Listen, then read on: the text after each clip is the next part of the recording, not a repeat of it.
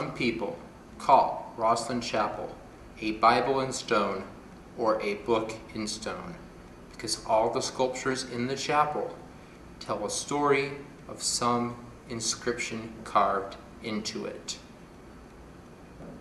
Roslin Chapel's entrance was more modest than Langdon expected. The small wooden door had 2 iron hinges and a simple oak sign which read, R-O-S-L-I-N. Entering the chapel with Sophie, Langdon felt his eyes reaching across the famous sanctuary and taking it all in.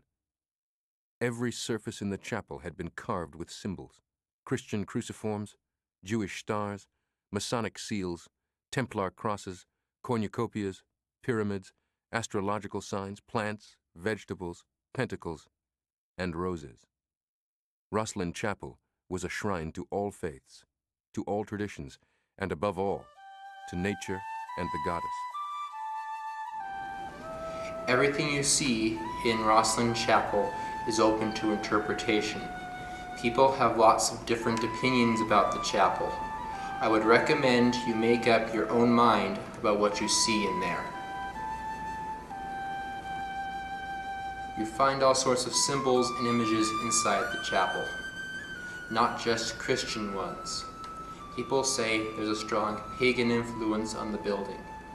Images from the Celtic tradition, Norse mythology, some say Freemasonry and Knights Templar, and all these images exist side by side in Roslin Chapel.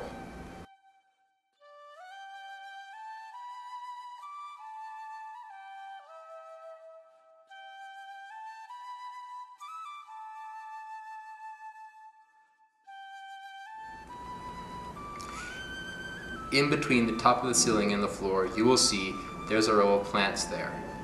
This has been identified as sweet corn, and it's a bit of a mystery how this sweet corn came to be carved there.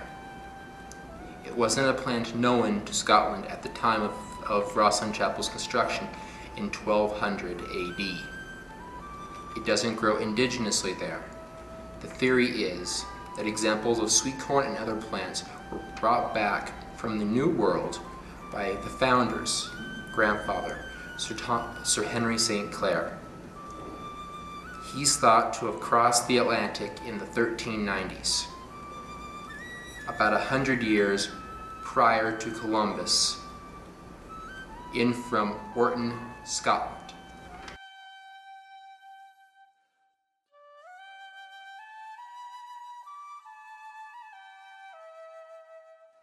The thing that Roslin Chapel was most famous before a certain book was published, was the apprentice pillar.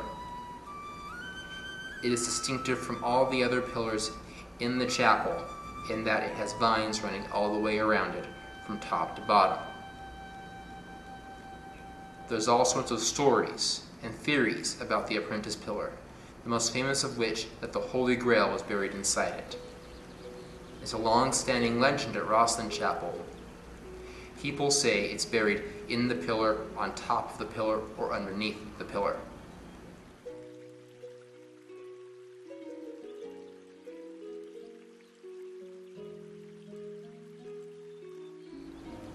The green men are a bit of a mystery.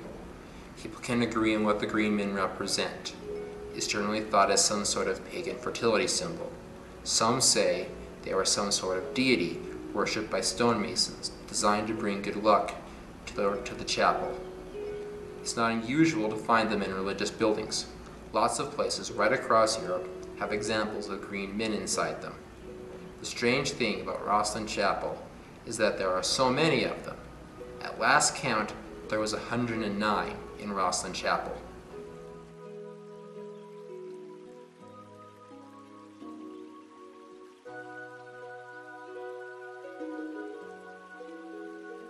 This one is touching the knees.